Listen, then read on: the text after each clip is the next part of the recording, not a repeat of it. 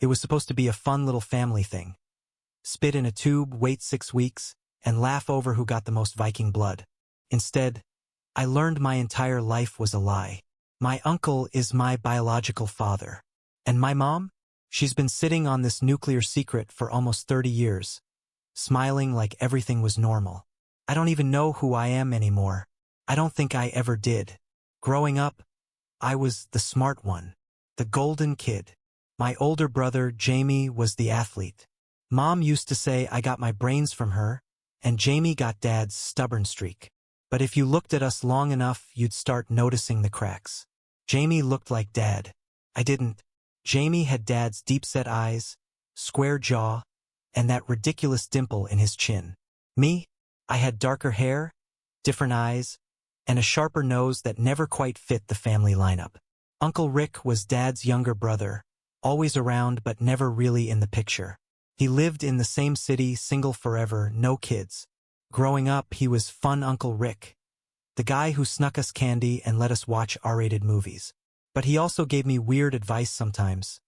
Too personal, too invested, like he was trying to raise me from the sidelines without ever admitting it. I thought he was just lonely, or maybe jealous of my dad's family life. My parents had been married for over 35 years. Churchgoers, PDA types, you know the kind, matching Christmas sweaters, framed photos all over the staircase wall, dinners at 6 o'clock sharp. I used to admire their love, their constancy. I thought they were unshakable. Turns out they were just really good liars. I'm 29 now, about to turn 30. I've always been a little obsessed with identity, probably more than most. I studied psychology in college, went through a phase of collecting old family photos and asking my parents endless questions about their past. I never expected them to lie. I never thought they'd be the kind of people who could lie this well. I got the DNA test as a birthday gift from my girlfriend. She thought it would be fun. We joked about finding long-lost relatives or some royal bloodline. I took the test one lazy Sunday and didn't think much of it. The email came 6 weeks later, right before dinner with my parents. I opened it on the couch. My heart dropped through the floor. The test didn't match me with my dad at all. It was clear, 0% shared DNA as a parent. But my uncle, 50%. At first, I thought it was an error. I refreshed, checked the names. I even Googled the company, looking for some explanation. But the numbers didn't lie. My uncle wasn't just my uncle. He was my father. I went to dinner anyway, sat across from both of them. My mom passed the potatoes. My dad asked about my job. Uncle Rick texted me a meme halfway through the meal, like nothing was happening. And I sat there, quietly dying inside. My entire childhood, everything I thought I knew about myself. It all started to crumble right there between bites of roast chicken. I waited 3 days before I said anything. I kept going over the numbers, the science, looking for a loophole. I even emailed the DNA company's customer support, hoping they'd tell me it was all a glitch. But deep down, I already knew. I'd always felt different, like something didn't quite fit. Not just physically, but emotionally. My relationship with Dad had always been polite but distant, like he was doing a job he didn't apply for. The first person I confronted was my mom. I texted her that I needed to talk, urgently. When she opened the door, she smiled like everything was normal. I still don't know how she managed that, how she kept smiling while my hands were shaking. I told her straight out, the DNA test says Dad isn't my dad. It says Uncle Rick is. She didn't deny it. She just sat down, like her bones gave out. What she told me felt like a bad soap opera. She and Rick had a one-time thing, a drunken mistake, she called it, when she and Dad were going through a rough patch. Dad had moved out for 2 weeks, staying with Rick, and one night, she showed up at Rick's door. She swore it wasn't romantic, just two hurt people trying to feel something. I asked if Dad ever found out. She looked away. Apparently, she took a test early on and convinced herself the baby was Dad's. Rick knew it might be his. She told him to keep quiet, for everyone's sake. She begged, pleaded. She says she never loved Rick, that it wasn't like that. But she chose to lie. She chose to raise me as someone else's son, and let Rick be my uncle, while knowing the truth every second. What shattered me the most was the detail she slipped in at the end, almost as an afterthought. She said Rick wanted to be part of my life, more than just an uncle. But she and Dad refused. It would confuse you, she said. We were trying to protect you. Protect me from what, exactly? From knowing who I really was. From understanding why Rick was always hovering around the edges of my life. I asked her why she didn't tell me when I got older. Her eyes filled with tears, but her voice stayed cold. Because it would have ruined everything, she said. We had a good life. You had a father who loved you, even if he wasn't perfect. I wasn't going to blow that up just because of biology. That word, biology, sounded so dismissive, so cruel, like it was just a technicality. Like I was a spreadsheet mistake. And then she had the audacity to ask me not to tell anyone. Let's keep this between us, she said. For your father's sake. He doesn't know. He still thinks you're his. That's when I realized. She didn't feel guilty about the lie. She felt scared. Scared of what the truth would cost her. Scared of losing control. She wasn't asking for forgiveness. She was asking me to become her accomplice. I walked out without saying goodbye. Got in my car. Drove to a gas station and sat there for an hour trying to breathe. My whole life, I've been trained to trust her. To see her as the rock of the family. The glue. But now I knew. She was the detonator the whole time. And the countdown had started years ago. I didn't tell anyone for a week. I went to work like normal. Smiled when people talked to me. Laughed at memes. But inside, I was unraveling. Every time my phone buzzed, I flinched, half expecting some catastrophic message. At night, I couldn't sleep. I'd lie in bed, staring at the ceiling, thinking about every birthday, every hug, every lie. I felt like a ghost in my own body. Uncle Rick texted me 3 times that week. Just regular stuff. A video of a dog skateboarding. A link to a weird article. Hey bud, how's work? I didn't respond. Every time I saw his name, I felt like I was choking. He knew. He's always known. And he just played the long game. Never stepped over the line. Never told the truth. Just lingered like a shadow in my life, waiting for me to figure it out on my own. I finally cracked and messaged him back. Just 4 words. We need to talk. He didn't ask questions. Just sent back a time and place. We met at a coffee shop on a rainy Thursday. He looked nervous. Wore the same jacket he always wore when he was trying to look respectable. He smiled like it was good to see me. Like this was normal. Like he was normal. I asked him why. Why he never told me. Why he let me grow up thinking he was just the goofy uncle with bad jokes and decent taste in music. He sighed, then told me what I already suspected. That he wanted to say something for years, but didn't want to ruin my relationship with my dad. That it was a war between what he wanted and what he thought was best for me. You were happy, he said. I didn't want to take that away. That made me furious. Take it away? Like I was a child who couldn't handle the truth? Like he hadn't already taken something from me by not being there the way a real father should be. I asked him if he ever loved my mom. He said no. It wasn't love. It was pain. And I believed him. There was too much guilt in his eyes for it to have been anything sweet. He asked if I hated him. I didn't have an answer.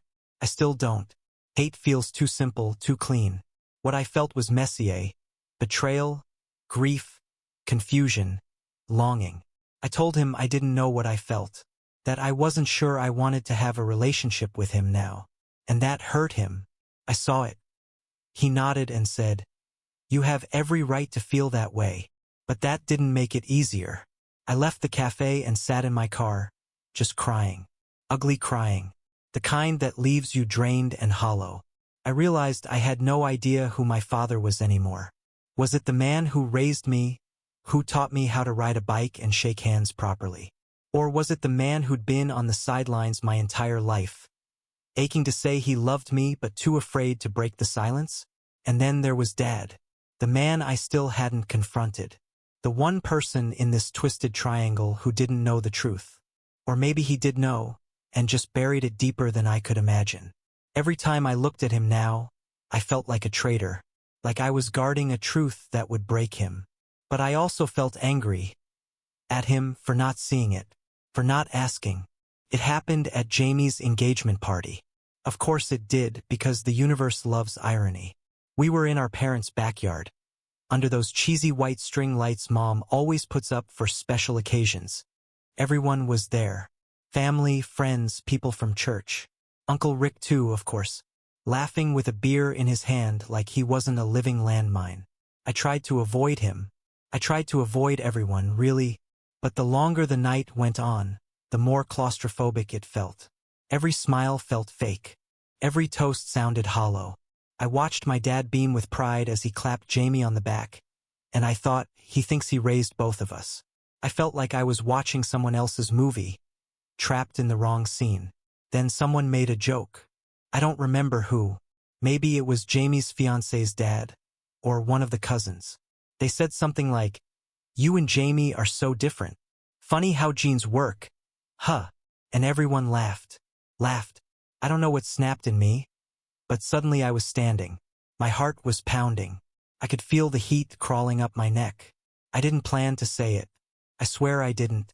But it came out like a scream tearing through years of silence. Yeah, genes are weird, especially when your dad isn't who you think he is.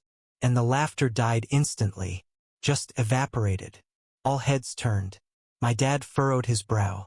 My mom went pale. Rick froze, still holding his drink. It was like time stopped. "What are you talking about?" Dad asked. Calm. Confused. I could have stopped there. Could have laughed it off. But I didn't. I looked him dead in the eye and said, "I took a DNA test. You're not my father. Rick is."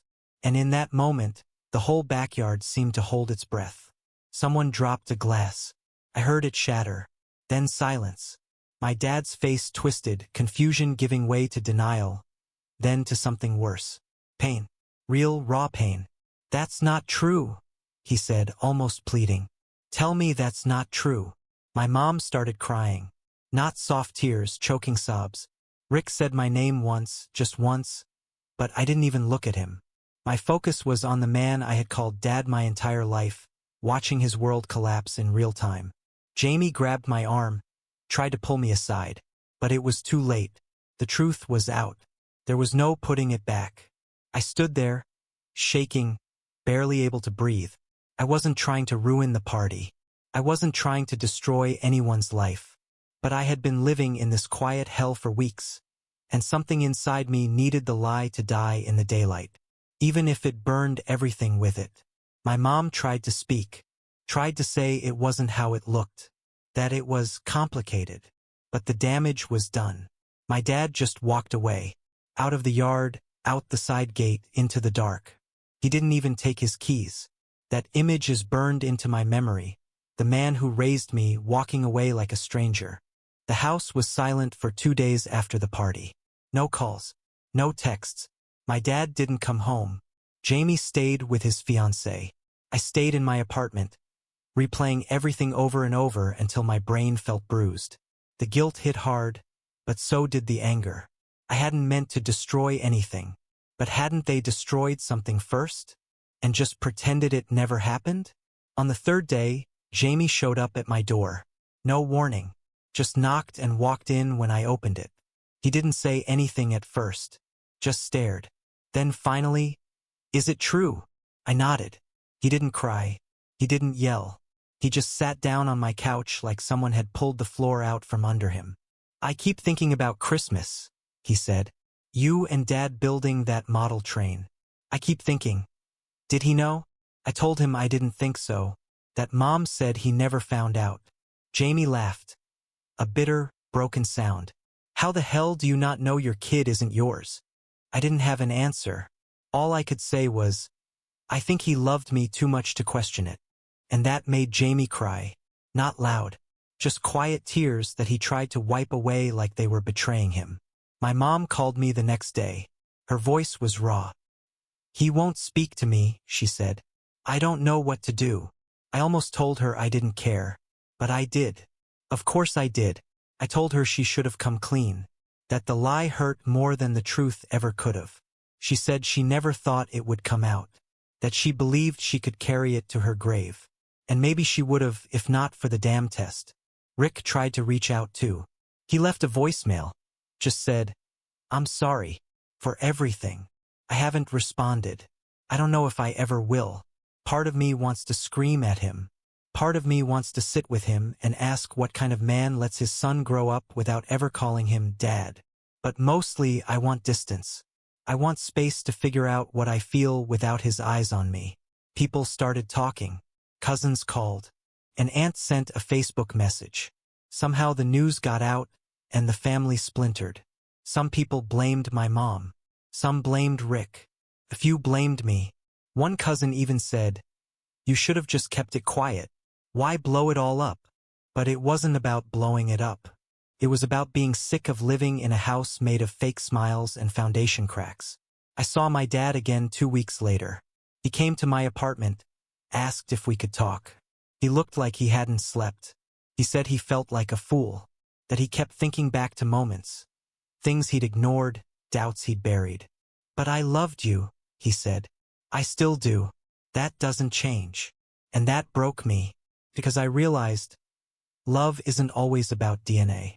But betrayal, that runs deep no matter whose blood is in your veins. We hugged. It was the most painful, beautiful, complicated hug I've ever had. He's not angry at me. Not really. But he's angry at the world. At Rick. At Mom. At himself. He said he doesn't know what happens next. I told him I didn't either.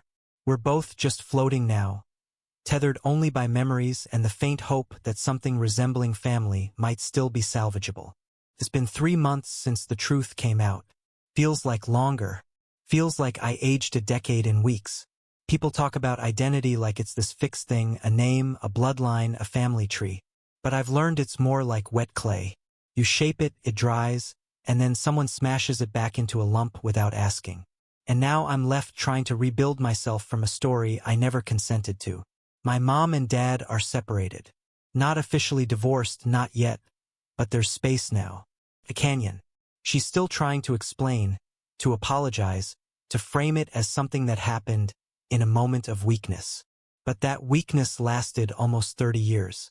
That lie was fed every morning over pancakes and tucked in at night with bedtime stories. It wasn't just a secret. It was a choice, over and over again. I visit my dad once a week. We don't talk about it much.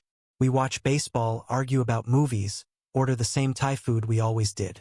There's a quiet grief between us now, like a third person in the room. Someone invisible and wounded, always watching. But there's also something stronger.